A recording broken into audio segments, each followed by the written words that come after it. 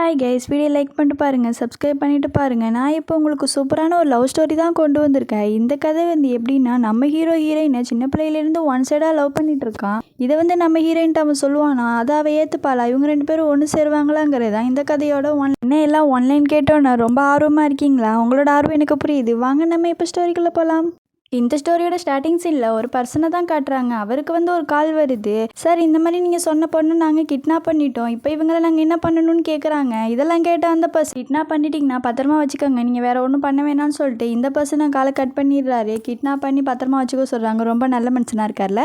இப்போ தான் காட்டுறாங்க யாரை கிட்னாப் பண்ணியிருக்கேன்னு. இந்த ட்ராமாவோட நம்ம ஹீரோயின் தான் கிட்னாப் பண்ணியிருக்காங்க. இதெல்லாம் கேட்ட நம்ம ஹீரோயின், என்ன எதுக்குடா இப்போ கிட்னாப் பண்ணியிருக்கீங்க, சம்மந்தமே இல்லாமல் நீங்கள் மட்டும் இப்போ என் மேலே கையை எடுக்கல, உங்களை நான் சும்மாவே விட மாட்டேன், நான் கராத்தேல பிளாக் பெல்ட் வாங்கியிருக்கா அப்படின்னு நம்ம ஹீரோயின் சொல்லிட்டு இருக்கா. இதெல்லாம் கேட்டா அவன், கொஞ்ச நேரம் சும்மா இருமா, ஏமா லொடலொடர் பேசிட்டே இருக்க, 5 நிமிஷம் ஒன்று அழைச்சிட்டு வந்தா நீ 2 நிமிஷத்துல போய் விட்டுட்டு வான்ற அளவுக்கு நீ கொடுமைப்படுத்திட்டு இருக்கேன்னு சொல்லிட்டு நம்ம ஹீரோயினை போட்டு அவன் திட்டிட்டு இருக்கான். இதெல்லாம் கேட்ட நம்ம ஹீரோயின், இப்போ என்ன விட போறீங்களா இல்லையான்னு சொல்லிட்டு அவனு கூட சண்டை போட்டுட்டு இருக்கா. அப்போ ஒரு பர்சன் பார்க்க நல்லா தான் இருக்க, ஆனால் நீ எதுக்கு இப்போ இப்படிலாம் சண்டை போடுற, ஒன்றும் பண்ணக்கூடாதுன்னு சொன்னால் நீ சரி வர மாட்ட போலையே, ஏதாவது பண்ணாதான் நீ சரி வருவேன்னு சொல்லிட்டு நம்ம ஹீரோயின்ட்ட அந்த பர்சன் மிஸ்பிஹேவ் பண்ண போகிறான். இதெல்லாம் பார்த்தா அவ இப்போ எம்மிலேருந்து கையை எடுக்கிறியா இல்லை கையை உடச்சிடுவான்னு சொல்லிட்டு சண்டை போடுறா.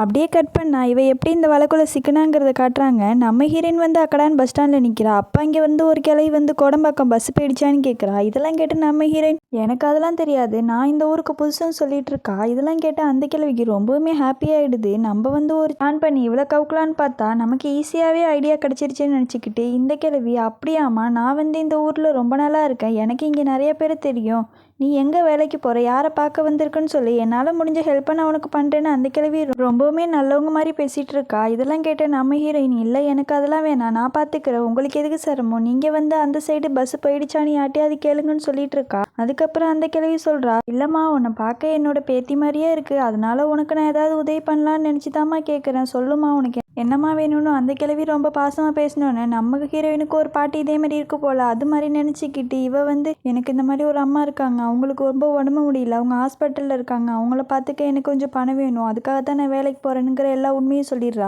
இதெல்லாம் கேட்டால் அந்த கிழவி, வாமா இங்கே பக்கத்தில் முறுக்கு பேக்கெட் பண்ணுற இடம் இருக்குது, ஒரு நாளைக்கு 500 தருவாங்க, உனக்கு அந்த வேலை போதுமானதாக தான் இருக்குன்னு சொன்னோன்னு நம்ம ஹீரோயினை ஆசைப்பட்டு அந்த கிழவி கூட போயிடுறா. இப்போ அந்த ரவுடி கிட்ட நம்ம ஹீரோயினை விட்டு ஆளை கொண்டு வந்தாச்சு, அட்ரஸை கேட்காம கிட்னி உருன்னு சொல்லிட்டு அந்த கிழவி எஸ் ஆகிடுது. இப்படி தான் நம்ம ஹீரோயின் இந்த கும்பலில் மாட்டிக்கிட்டா.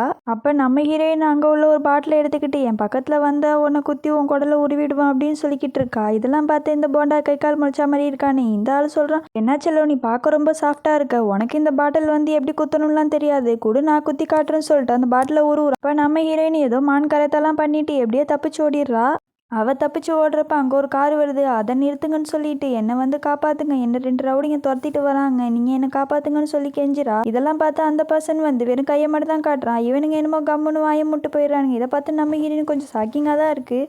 இவன் கையை காட்டினோன்னா அவனுங்க எல்லாம் பயந்து போயிடுறானுங்க. ஒருவேளை இவன் சொன்ன ஆளாத்தான் அவனுங்க இருப்பானுங்களோ. நம்ம ஹீரோயின் ரொம்பவுமே பயந்து போய் நிற்கிறா. அந்த நிமிஷம் ஒருத்தன் கார்ல இருந்து இறங்குறான். பார்க்க சாக்லேட் பாய் மாதிரி இருக்கானே, இவன் தான் நம்ம கதையோட ஹீரோ. நம்ம ஹீரோயினை பார்த்த அந்த ஹீரோ பையன் வார்த்தையே வரல வாயில, மனசுக்குள்ள கண்கள் 2 சாங்லாம் ஓடிக்கிட்டு இருக்கு. பக்கத்துல எல்லாரும் வயலின் வாசிச்சுக்கிட்டு இருக்காங்க போல. அந்த அளவுக்கு நம்ம ஹீரோயின் அவன் சைட் அடிச்சிட்டு இருக்கான். அவன் நம்ம ஹீரோயின்ட்ட கேட்கறான், நீ எப்படி இந்த கும்பல்ல மாட்டின, என்ன நடந்துச்சுன்னு சொல்லுன்னு கேட்கறான். அதை பார்த்து நம்ம ஹீரோயின் எல்லா உண்மையும் சொல்லலாம். நான் பேசாமல் பஸ் ஸ்டாண்டில் நின்றுட்டு இருந்தேன். அப்போ அங்கேருந்து ஒரு கிளவி ஏதோ ஒரு ஊருக்கு போகிறதுக்கு பஸ் எங்கன்னு கேட்டாங்க. எனக்கு தெரியாது, நான் ஊருக்கு புதுசு, வேலை தேடி வந்திருக்கேன் அப்படின்னு சொன்னேன். அதெல்லாம் கேட்ட அந்த கிளவி, இங்கே பக்கத்தில் ஒரு வேலை இருக்குது வா போகலான்னு சொல்லிட்டு என்ன போய் இங்கே மாட்டி விட்டுருச்சுன்னு நம்ம ஹீரோயின் ரொம்பவுமே ஃபீல் பண்ணி சொல்லிக்கிட்டு இருக்கா. இப்போ எனக்கு ஒரு ஜாப் தேவை, எங்கள் அம்மாவுக்கு உடம்பு முடியல, ஹாஸ்பிட்டலில் இருக்காங்க, அவங்கள நான் தான் பார்த்துக்கணும், என்ன பண்ணுறேன்னு தெரியல, நீ இவங்கிட்ட பேசிக்கிட்டு இருக்கா. இதெல்லாம் கேட்டால் அந்த பர்சன் என்ன நினச்சானோ தெரியல. நீ என்னை கல்யாணம் பண்ணிக்கோ, உனக்கு தேவையான எல்லாத்தையும் நான் பண்ணுறேன் அப்படின்னு சொன்னோம். நம்ம ஹீரோயினுக்கு ரொம்பவுமே ஷாக் ஆகிடுது. என்னது கல்யாணம் பண்ணிக்கணுமா, என்னால் ஒன்றெல்லாம்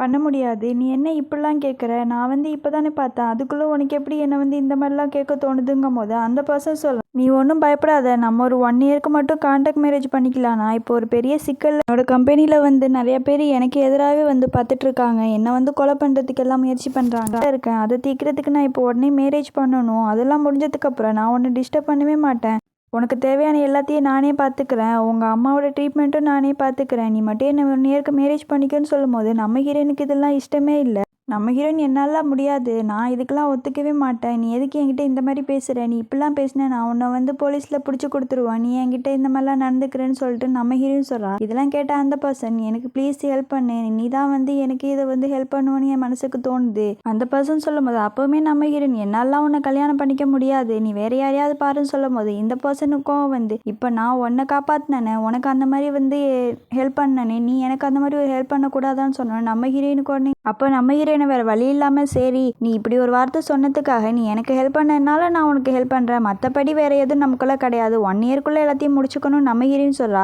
இதெல்லாம் கேட்டது அந்த பர்சனுக்கு ரொம்பவும் ஹாப்பியாகிடுது. பரவாயில்ல, நீ வந்து ஒத்துக்கிட்டதே எனக்கு போதும், நான் உன்னை டிஸ்டர்ப் பண்ணவே மாட்டேன்னு சொல்லிட்டு நம்ம ஹீரோயின்ட்ட ஒரு லாக்கெட்டை கொடுத்து, நாளைக்கு எங்கள் வீட்டுக்கு வரும்போது எடுத்துகிட்டு வா, இதை நீ காட்டினா உன்னை வந்து ஈஸியாக என்னோட ஒய்ஃப்னு சொல்லி உள்ளே விட்டுருவாங்கன்னு சொல்லிட்டு இவனும் அந்த லாக்கெட்டை கொடுக்குறான். நம்ம ஹீரோயின் அதை எடுத்துக்கிட்டு மறுநாள் நம்ம ஹீரோயின் வந்து அவங்க வீட்டுக்கு வந்துடுறா. இதெல்லாம் பார்த்தா அங்கே ஒரு மெய்டு நீங்கள் யாருன்னு கேட்குறா. இதெல்லாம் கேட்டேன் நம்ம ஹீரோயின் சொல்கிறா, நான் வந்து இந்த மாதிரி ஜின்னோட ஒய்ஃபு அதான் வந்திருக்குன்னு சொல்லிட்டு அந்த லாக்கெட்டை காமிச்சோன்னே இவளுக்கு ரொம்பவுமே ஹாப்பியாகிடுது. வாங்க மேடம் சொல்லிட்டு அவளையும் உள்ளே கூப்பிட்றா. நம்ம ஹீரோனையும் உள்ளே கூட்டிகிட்டு போயிடுறாங்க. அவள் அந்த வீட்டெல்லாம் பார்த்துட்டு அவளுக்கு ரொம்பவுமே ஆச்சரியமாக இருக்குது, இவ்வளோ பெரிய வீடான்னு. அப்போ அங்கேருந்து ஒரு பொண்ணு அவள் வந்து நம்ம ஹீரோயினை பார்த்துட்டு மேடிட்ட கேட்குறா, யார் இந்த பொண்ணு, எதுக்கு இங்கே வந்திருக்காங்கன்னு கேட்குறா. அப்போ வந்து நம்ம ஹீரோயின் சொல்கிறா, நான் வந்து ஜின்னோட ஒய்ஃபு வந்திருக்குன்னு சொல்லும் போது இதெல்லாம் கேட்டால் அந்த பொண்ணு சொல்கிறா, என்னது நீ வந்து எங்கள் அண்ணனோட ஒய்ஃபா, உன்ன மாதிரி பிச்சைக்காரி எல்லாமே எங்கள் அண்ணன் கல்யாணம் பண்ணியிருக்காங்க, பொய் சொல்கிறதுக்கு ஒரு அளவு கிடையாதா, நீ யாருன்னு எனக்கு நல்லாவே தெரியும், நீ திருடுறதுக்கு தானே வந்திருக்கா, இப்போ வந்து உன்ன மாதிரி பொண்ணுங்களாம் இந்த மாதிரி தான் ட்ரெஸ்லாம் பண்ணிக்கிட்டு திருடுறதுக்கு வராங்கன்னு சொல்லிட்டு நம்ம ஹீரோயின் அவர் ரொம்பவுமே அசிங்கப்படுத்திடுறா. இதெல்லாம் கேட்ட நம்ம ஹீரோயின், எதுக்கு இப்பெல்லாம் பேசிகிட்டு இருக்கேன், நிஜமாவே உன் பிரதர் ஒய்ஃபு தான், நானும் அவரும் மேரேஜ் பண்ணிக்கிட்டோம், ரிஜிஸ்டர் மேரேஜ், அதனால தான் இப்போ நான் வீட்டுக்கு வந்திருக்கேன் நம்ம ஹீரோயின் சொல்லிட்டு. இதெல்லாம் கேட்டால் அந்த பொண்ணுக்கு வந்து கோவம் வந்து நம்ம ஹீரோயின் அரைஞ்சிடுறா. இதெல்லாம் பார்த்து நம்ம ஹீரோயினுக்கு ரொம்பவுமே கோவமாயிடுது. ஆனால் அந்த ஹீரோ போய் சொல்லியிருக்கான், நீ வந்து அங்கே என்ன பண்ணாலும் அமைதியாக இருக்கணும்னு. அதனால் நம்ம ஹீரோயின் எதுவுமே சொல்லாமல் அமைதியாக இருக்கா. நான் பார்த்தா நம்ம ஹீரோயின் அப்போ சொல்கிறா, வீட்டுக்கு முத வந்தா நீ இந்த மாதிரி அடிக்கிறியே, சரி சின்ன பிள்ளை ஏதோ தெரியாமல் பண்ணிட்டேன், பரவாயில்ல விடு, பூஜை எங்கே இருக்கு சொல்லி நான் போய் விளக்கேற்றுன்னு சொல்லிட்டு நம்ம ஹீரோயினும் உள்ளே போயிடுறா. அப்போ நம்ம ஹீரோயினை வந்து ஒரு ரூமுக்கு தான் கூட்டிகிட்டு வராங்க. அங்கே வந்து அவளோட ஹஸ்பண்ட் வந்து ரொம்ப முடியாமல் படுத்திருக்கான். இதெல்லாம் பார்த்தா நம்ம ஹீரோயின் அந்த மேடிட்ட கேட்குறா, என்னாச்சு இவருக்கு, ஏன் இவர் இப்படி இருக்காருன்னு கேட்கும் போது அங்கே உள்ள மேடு வந்து எதுவுமே சொல்லாமல் வெளில போயிடுறாங்க.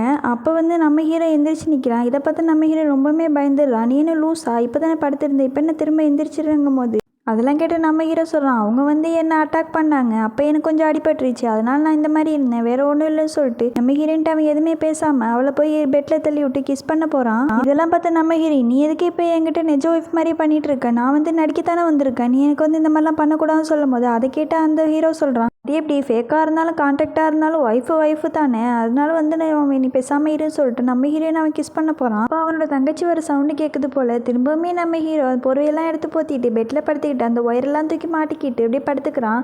அப்போ அந்த ஹீரோ பையோட தங்கச்சி வந்து நம்ம ஹீரோயின்ட்ட, உன்னை பார்த்தா எங்கள் அண்ணனோட ஒரிஜினல் ஒய்ஃப் மாதிரிலாம் தெரியலையே, நீ என்ன பொய் சொல்கிறியா, சொத்துக்காக நடிச்சிட்டு இருக்கியா, நம்ம ஹீரோயினை பார்த்து அந்த பொண்ணு கேட்டுட்டு இருக்கா. இதெல்லாம் கேட்டுட்டு இருந்த நம்ம ஹீரோயின் சொல்கிறா, நீங்கள் வந்து என்னை தப்பாக புரிஞ்சிட்டு இருக்கீங்க, நான் வந்து என்னோட ஹஸ்பண்டுக்காக தான் இங்கே வந்து, எனக்கு அவர் மட்டும் போதும், இந்த சொத்துலாம் ஒன்றும் தேவை கிடையாது, உங்கள் வீட்டில் என்ன பிரச்சனை போகுதுன்னு எனக்கு ஒன்றும் தெரியாதுன்னு நம்ம ஹீரோயின் சொல்லிட்டு இருக்கா.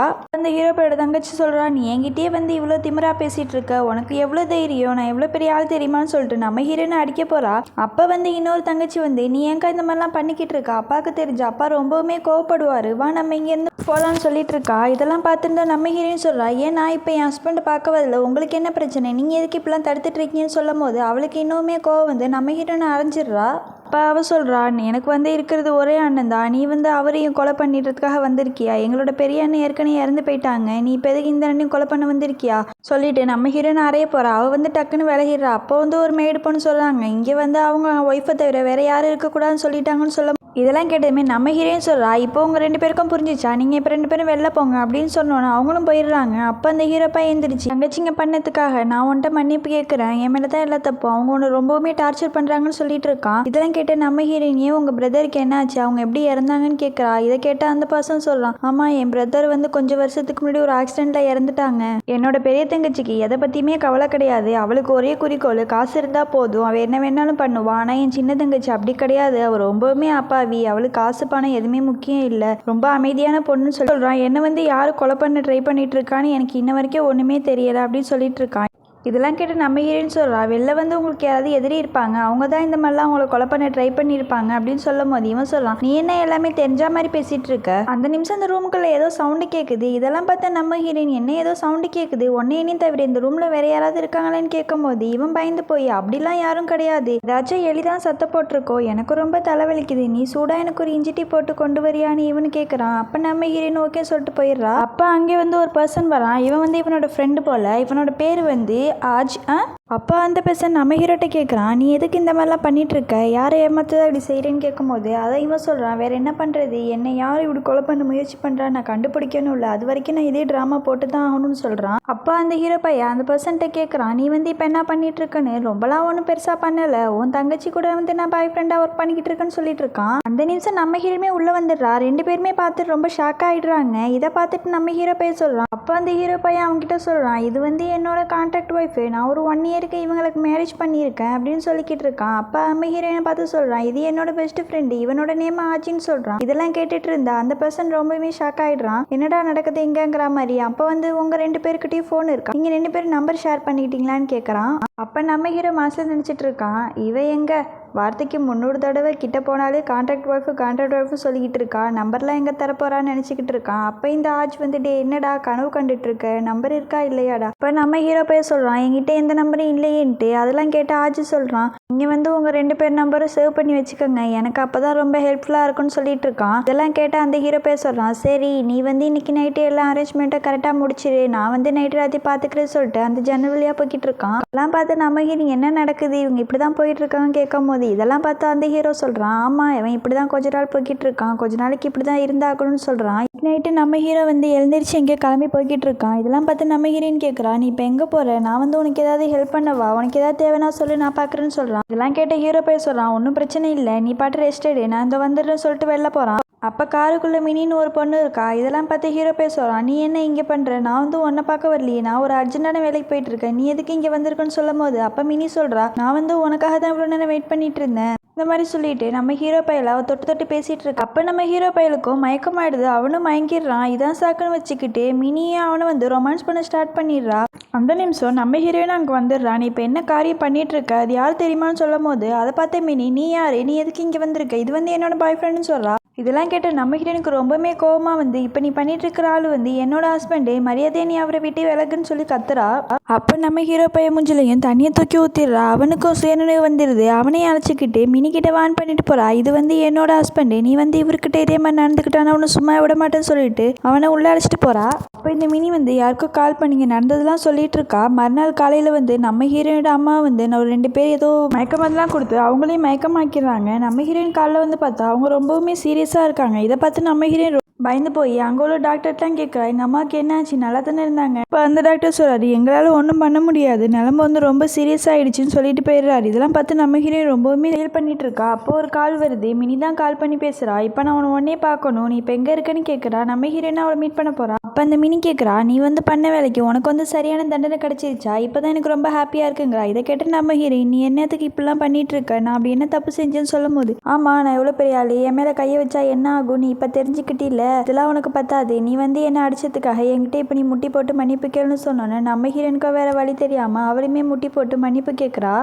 அது மட்டும் பத்தாமல் நம்ம ஹீரோனை போட்டு அடிக்கிறா. உனக்கு என்ன இப்போ, உங்கள் அம்மா தானே முக்கியம், அப்போலாம் நீ ஜின்னை விட்டுரு, அவன் எனக்கு தான் வேணும், அப்போ நீ வந்து இந்த உலகத்தை விட்டு போயிட்டீன்னா உங்கள் அம்மாவும் நல்லா இருப்பாங்க, ஜின்னு எனக்கு கிடச்சிருவான், எல்லாருமே ரொம்ப ஹாப்பி தானே, நீ இந்த உலகத்தை விட்டு போயிட்டு சொல்லும் போது நம்ம ஹீரோயினுமே சாவறதுக்காக போகிறா.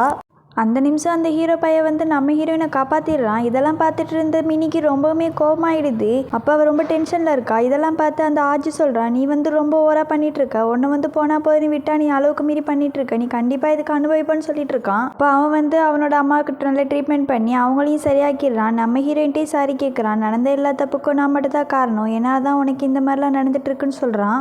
இதெல்லாம் கேட்ட நம்ம ஹீரோயின் சொல்கிறான், நீங்கள் வந்து என்கிட்ட மன்னிப்புலாம் கேட்கணும்னு அவசியம் கிடையாது, நான் இதுக்கெல்லாம் சம்மதிச்சு தானே நீ இந்த மேரேஜே பண்ணிக்கிட்ட நம்ம ஹீரோயின் சொல்கிறா. இதெல்லாம் கேட்டு நம்ம ஹீரோவுக்கு ரொம்பவுமே ஹாப்பி ஆகிடுது. இப்போ எல்லாருமே காரில் போய்கிட்டு இருக்காங்க. அப்போ வந்து அந்த ஆஜி சொல்லிக்கிட்டு இருக்கான், இவ வந்து கொஞ்சம் இடம் கொடுத்தோன்னு ரொம்பவுமே ஓவராக பண்ணிட்டா, இந்த மினியை நான் சும்மாவே விட மாட்டேன்னு சொல்லிட்டு இருக்கான். இப்போ அவங்க போய்கிட்டு இருக்கும் போது நம்ம ஹீரோவோட தங்கச்சியோட பாய் ஃப்ரெண்டு யாரு கூடயே பேசிகிட்டு இருக்கான். இதெல்லாம் வந்து இவங்க தூரமாக இருந்து கேட்குறாங்க. ஆனால் இவங்களுக்கு ஒன்றுமே புரியலை. இதை கேட்டு நம்ம ஹீரோயின் வந்து அப்படியே சொல்கிறா, என்னோட கேர்ள் ஃப்ரெண்டு வந்து ரொம்ப பெரிய பணக்காரி, அவகிட்ட நாளைக்கு நான் உனக்கு அமௌண்ட் வாங்கி கொடுத்துட்றேன், இன்னைக்கு வந்து நீ டிஸ்டர்ப் பண்ணாத, நீ இன்னைக்கு போன்னு சொல்கிறான். இதெல்லாம் கேட்டு நம்ம ஹீரோயின் அப்படியே அவன்கிட்ட சொல்லிட்டு இருக்கா. இதெல்லாம் கேட்டு நம்ம ஹீரோவுக்கு ரொம்பவுமே ஷாக் ஆகிடுது. உனக்கு எப்படி இதெல்லாம் தெரியும்னு கேட்கும் போது, எங்கள் வீட்டுக்கு பக்கத்தில் இதே மாதிரி வாய் பேச முடியாதவங்க இருக்காங்க, அதனால எனக்கு இதெல்லாம் கொஞ்சம் தெரியும்னு சொல்கிறா. இதெல்லாம் கேட்டு நம்ம ஹீரோவுக்கு ரொம்பவுமே ஹாப்பி ஆகிடுது. பரவாயில்லையே, நம்மளால ரொம்ப டேலண்டாக தான் இருக்கான்னு நினச்சிட்டு இருக்கான். அப்படியே இவங்க 2 பேரும் வீட்டுக்கும் வந்துடுறாங்க. ஆனால் காலை தான் காட்டுறாங்க. நம்ம ஹீரோயினும் தூங்கி முழிச்சுக்கிட்டு இருக்கா. இதெல்லாம் பார்த்து நம்ம ஹீரோ அவளையே பார்த்துட்டு இருக்கான். 2 பேருக்கும் அங்கே ஐ கான்டாக்ட் போய்கிட்டு இருக்கு. அப்போ திடீர்னு யாரோ வர சவுண்டு கேட்டுருச்சு. உடனே அந்த ஹீரோ என்ன பண்ணுறான்,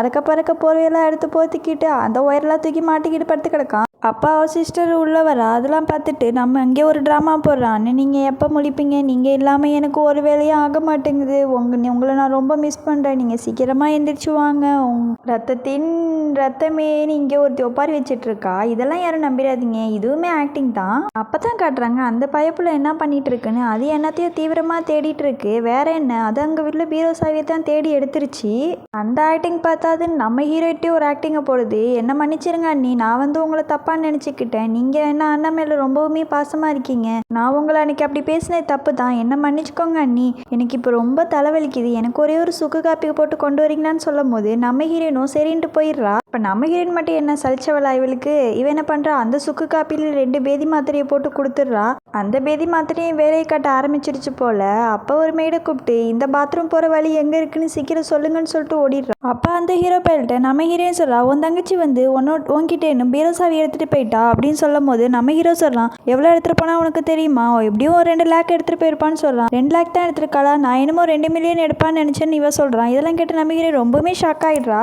பார்த்து நம்ம ஹீரோ ஷாக்காக குறை, இதெல்லாம் வந்து எப்போவுமே நடக்கிறது தான், அவள் வந்து இப்படி தான் எப்போவுமே காசு எடுக்கிறதுக்காக இதே மாதிரி ட்ராமா பண்ணிட்டு இருப்பா, இத்தனை நாள் நான் இருந்ததுனால உனக்கு அது தெரியல, இப்போ நீ இருக்கிறனால உனக்கு புதுசாக இருக்குன்னு சொல்கிறான். அப்போ நம்ம ஹீரோயின் சொல்கிறா, உன் தங்கச்சிங்களாம் ஏன் இப்படி பண்ணுறாங்க, எப்போவுமே உங்ககிட்ட காசு எடுத்துக்கிட்டே இருக்காங்க, அவங்களுக்கு காசு தான் முக்கியமா, நீ முக்கியம் இல்லையான்னு கேட்டுட்ருக்கா. இதெல்லாம் கேட்டு நம்ம ஹீரோ பையன் சொல்கிறான், நீயுமே காசுக்காக தானே என் கூட இருக்க, அப்போ உனக்கு வந்து காசு முக்கியம் இல்லையா, நான் தான் முக்கியமாக சொல்லிட்டு நம்ம ஹீரோயின் பக்கத்தில் வந்து அவன் நெருங்கி வரான். இதெல்லாம் பார்த்து பயந்து போன நம்ம ஹீரோயின், இப்போ எதுக்கு நீ என்கிட்ட இந்த மாதிரிலாம் நெருங்கி பேசிகிட்டு இருக்க, நீ வந்து எல்லாருக்கிட்டையும் இதே மாதிரி தான் பேசுவியான்னு சொல்லும் போது அவன் சொல்கிறான், எல்லாருக்கிட்டையும் நான் இதே மாதிரி பேச மாட்டேன், நீ வந்து என்னோட ஒய்ஃப் தானே, அப்போ நான் உங்க கூட இப்படி தான் நடந்துட்டு இருக்கோன்னு சொல்லிட்டு இருக்கும் போது நம்ம அப்போ ஹாஸ்பிட்டல் தான் கால் வருது. நம்ம ஹீரோயின் அம்மா ரொம்பவுமே சீரியஸாக இருக்காங்க. இவ வந்து ஹாஸ்பிட்டலில் வந்து பார்த்தோன்னா உங்கள் அம்மாவுக்கு வந்து இப்போ ஆப்ரேஷன் பண்ணணும், இல்லைனா அவங்கள காப்பாற்ற முடியாதுன்னு சொல்லிட்டு இருக்கா. இதை கேட்டு நம்ம ஹீரோயின், நீங்கள் அப்போ ஆப்ரேஷன் பண்ண வேண்டியது தானே, ஏன் வெயிட் பண்ணுறீங்கன்னு கேட்கும் போது அந்த நர்ஸு சொல்கிறாங்க, இப்போ நீங்கள் பேமெண்ட் பண்ணால் மட்டும்தான் நாங்கள் ஆப்ரேஷன் பண்ணுவோன்னு சொல்லும் போது அப்போ அங்கே ஒரு டாக்டர் வந்தோடனே நீங்கள் உடனே அவங்கள ஆப்ரேஷன் தேட்டருக்கு ஷிஃப்ட் பண்ணுங்கன்னு சொன்னோன்னே நம்ம ஹீரோயினுக்கு ரொம்பவுமே ஷாக்கிங் ஆகிடுது. அப்போ பார்த்தா அங்கே ஆஜ் வந்துடுறான். இதை பார்த்து நம்ம ஹீரோயினுக்கு அப்போ தான் உண்மையே புரியுது. இதெல்லாம் நீ தான் பண்ணியான்னு அவங்ககிட்ட கேட்குறா. அப்போ நான் எதுவும் பண்ணல, ஜிங் தான் உனக்கு இந்த மாதிரி ஹெல்ப் பண்ண சொன்னான்னு சொல்கிறான். அப்போ நம்ம ஹீரோயினுமே வீட்டுக்கு வந்து நம்ம ஹீரோ கிட்ட, எனக்கு இந்த மாதிரி நீ பெரிய ஹெல்ப் பண்ணியிருக்க, எனக்கு இதுக்கு என்ன பண்ணுறேனே தெரியல, ரொம்ப தேங்க்ஸ் சொல்கிறா. நம்ம ஹீரோ சொல்கிறான், பரவாயில்ல, நீ எனக்கு ஹெல்ப் பண்ண ஆசைப்படுற, எனக்கு வந்து நீ ஹக் பண்ணி கிஸ் பண்ணாலே எனக்கு அதுவே பெரிய ஹெல்ப்பாக தான் இருக்கும்னு சொல்லிட்டு இருக்கான். அதை கேட்டு நம்ம ஹீரோயினுக்கு ரொம்பவுமே சங்கடமாயிடுது. அப்போ வந்து நீ ரொம்ப பயந்துடாத, எனக்கு அதெல்லாம் வேணும், எனக்கு ஒரு கப் சாக்லேட் காஃபி மட்டும் கொண்டு வான்னு சொல்கிறான். நம்ம ஹீரோனை ஹாப்பி ஆகிட்டு போகும்போது நம்ம ஹீரோவை ஹக் பண்ணி கிஸ் பண்ணிட்டு போகிறா. இதெல்லாம் பார்த்து அவனுக்கு ரொம்பவுமே சந்தோஷமாக இருக்குது. இந்த நிமிஷம் நம்ம ஹீரோயினை ஃபஸ்ட் டைம் கிட்னாப் பண்ணானே அந்த போண்டா கை கால் முளைச்சவன் அவன் வரான். இதெல்லாம் பார்த்து நம்ம ஹீரோயினுக்கு ரொம்பவே ஷாக் ஆகிடுது. அவள் வந்து, இப்போ நீ வேணுக்குன்னு தான் என்னை கடத்தியிருக்கியா, நீயே ஆளை வச்சு கடத்தி நீயே காப்பாற்றுற மாதிரி பிளான் பண்ணியிருக்கியான்னு ரொம்பவே கோவப்பட்டு கேட்குறா. இதை பார்த்து அந்த ஹீரோ வந்து அவனை போக சொல்லிட்டு இவகிட்ட சொல்கிறான், ப்ளீஸ் நான் சொல்கிறத கொஞ்சம் கேளு, நீ ஏன் புரிஞ்சுக்க மாட்டேங்கிற, எனக்கு வந்து உன்னை சின்ன பிள்ளையிலேனே ரொம்ப பிடிக்கும், அப்போலேயே நான் உன்னை பார்த்துட்டு இருக்கேன், நீ வந்து அந்த மாங்காய் கேட்டு பாட்டிக்கிட்ட சண்டை போடும் போது உன்னோட அந்த சைல்டிஷ் பிஹேவ் எனக்கு ரொம்ப பிடிச்சிச்சு, அப்புறம் உன் ஃப்ரெண்ட்ஸை யாரோ திட்டும் போது நீ வந்து அவங்கள தைரியமாக கேட்ட, அந்த தைரியம் எனக்கு ரொம்ப பிடிச்சிச்சு, அதுலேயே நான் உன்னை ரொம்பவுமே லவ் பண்ணிட்டு இருக்கேன், எங்கள் ஃபேமிலியில் நடக்கிற பிரச்சனைக்கு ஒரு ஆள் வந்து எனக்கு தேவைப்பட்டுச்சு, அதனால தான் நான் உன்னை கல்யாணம் பண்ணேன், எப்படி உன்னை இங்கே அழைச்சிட்டு வரேன்னு எனக்கு தெரியலை, அதனால தான் நான் இந்த மாதிரி பண்ணேன், தப்பான எண்ணம் எதுவுமே கிடையாது. நம்ம ஹீரோ சொல்கிறான், நான் உன்னை ரொம்பவுமே லவ் பண்ணுறேன், நான் வந்து உன்னை நல்லா பார்த்துப்பேன் அப்படின்னு சொல்கிறான். இதெல்லாம் கேட்டு நம்ம ஹீரோ, நீ சொல்கிற கதையெல்லாம் என்னால் கேட்க முடியாது சொல்லிட்டு போயிடுறா. இதோட இந்த எபிசோட் முடியுது. உங்களுக்கு இந்த வீடியோ பிடிச்சிருந்தா லைக் பண்ணுங்கள், ஷேர் பண்ணுங்கள், கமெண்ட் பண்ணுங்கள், அப்படியே மறக்காமல் நம்மளோட சேனலை சப்ஸ்கிரைப் பண்ணுங்கள். தேங்க்ஸ் ஃபார் வாட்சிங் அவர் வீடியோ. Bye bye.